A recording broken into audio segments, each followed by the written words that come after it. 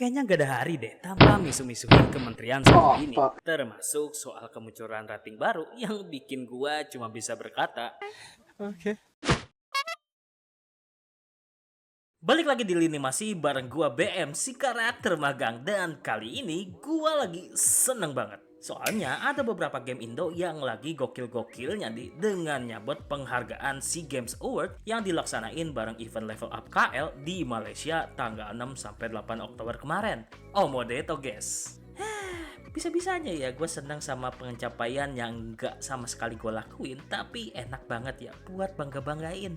Ya pokoknya selamat deh buat tim Gamecom dengan Troublemaker 2 Beyond Dream yang dapat penghargaan Grand Jury Award, Petit Island kreasi Zelo Games dengan penghargaan Rising Star Award, Best Storytelling yang disabet Taylor's Duty dari kreasi Studio Hiscory, dan Best Game Design yang diambil Studio Glory Jam lewat game Grimm's Trial. Sebuah kabar baik yang hampir bikin mood gua naik ya. Kalau bukan karena rating-ratingan baru hasil ciptaan kementerian paling unik. Unik banget. Seunik kepala bab. It's time to stop!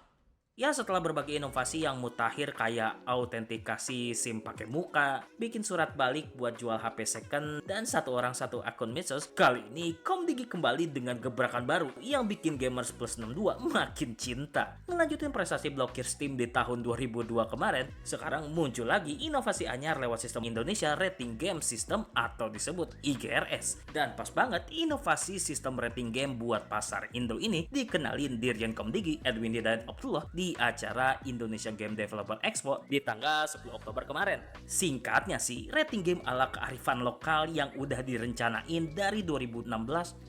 Berarti bukan inovasi baru ya, tapi udah direncanain. Ya pokoknya yang udah direncanain dari 2016 dan baru dilegalin sekarang ini kebagi ke beberapa kategori usia, yaitu 3+ buat semua usia, 7+ buat dimulai dari bocah SD, 13+ untuk remaja awal yang mungkin 13 tahun ke atas, kemudian 15+ buat remaja menengah, 18+ buat dewasa, dan terakhir RC.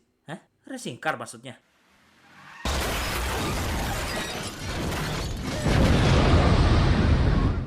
Ternyata RC itu Refused Classification alias kategori kagak layak. Lah, emang kagak layak gimana ya? Well, mengutip dari buku Tatang Sutarman, maksudnya negara yang menganut adat ketimuran ya. Artinya kalau di game ada cabul, judi pakai uang beneran, atau melanggar hukum di Indo, ya wassalam dah dari peredaran. Dan meski gue sendiri nggak terlalu ngeliat ya benefitnya apa, terlebih karena udah ada sistem rating internasional yang jelas. Tapi gue rada setuju sih sama tujuannya, yaitu ngelindungin industri game dan gamers di Indo, khususnya buat bocil-bocil gamers. Dan kalau ngutip keterangan tertulis dari Menkom Digi, Meutia Hafidz, IGRS ini juga jadi bukti tugas mereka buat pengawasan ruang digital, sekaligus praktek peraturan pemerintah nomor 17 tahun 2025 soal tata kelola penyelenggaraan sistem elektronik dan perlindungan anak alias PP Tunas. Ya berarti IGRS ini emang ditujuin buat pengawasan dan ngejaga anak dari konten yang kagak-kagak guys. Meski kenyataannya di lapangan masih ada aja tuh si kakek petir yang keliaran bebas di internet. Ini ngejagain atau ngejagain bu.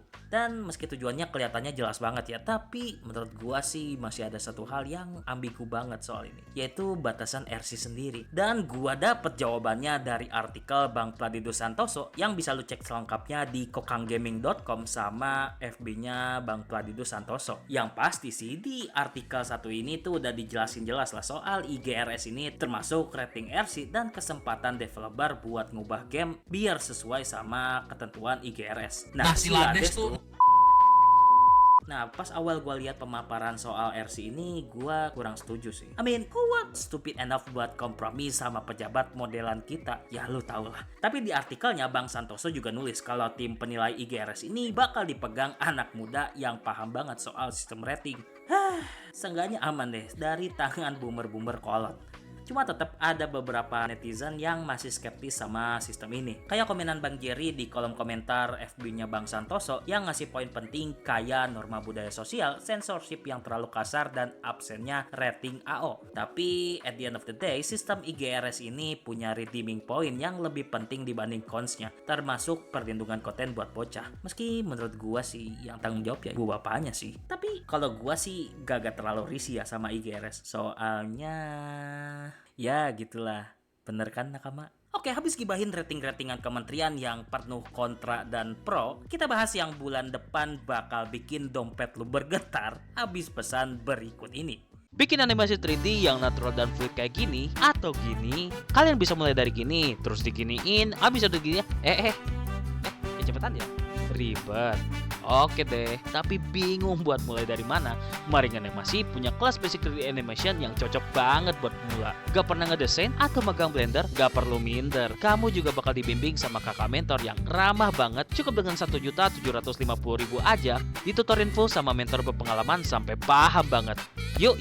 Sebagai webu karbit yang ikut event aja masih mendang-mending ya. Gua baru tahu kalau Komifuro bakal muncul lagi di tanggal 15 sampai 16 November. Dan sambil nyiapin mental sama tabungan ya buat beli Cooling Sense, ada sedikit hal yang gak ada masalahnya buat gua bahas. Kayak what to expect dari Komifuro 21. Karena di samping evolusi dan improve acaranya yang makin profesional ya, lu bakal nemuin susah sinyal buat bayar pakai QRIS, apalagi pas lagi rame orang-orang random yang bikin acara kagak kondusif sampai kehabisan tiket gara-gara scalpers. Dan meski gua yakin ya problem tadi khususnya soal sinyal butut, keamanan, scalper tiket, dan komunikasi yang agak kurang proper bakal diperbaikin. Tapi ada aja tuh orang-orang kagak benar yang bikin masalah. Contohnya kayak oknum konslet yang jual fan art dapat beli alias komisi dengan harga yang kagak ngotak cir. Dan pas ke gap bukannya tulus minta maaf, nih orang malah playing victim dan kagak ngerasa salah wak. Ya iyalah, yang berguna mana mau ngaku salah. Nah buat jelasnya lu bisa cek aja tuh di YouTube-nya Bang Akil alias Admin Yami yang jelasin panjang lebar soal problemnya. Sebenarnya sih masih banyak hal yang bakal lu temuin dan bisa disiapin sebelum datang ke acara ini. Tapi gue yakin sih kalian udah tahu teknisnya. But at the end of the day, gua harap acara kali ini makin sukses dari yang sebelumnya dan kalian kagak kalah belanja, guys. Dompet lu tuh nangis. Oke, mungkin itu aja yang bisa gue sampein dari 3 info yang singkat ini, guys. Seperti biasa, lu bisa request aja di kolom komentar kalau ada topik yang pengen gua bahas. So, jangan lupa like, subscribe, dan tonton terus konten-konten Maring Animasi lainnya. Gua dan Sense kabur dulu, guys. Bye.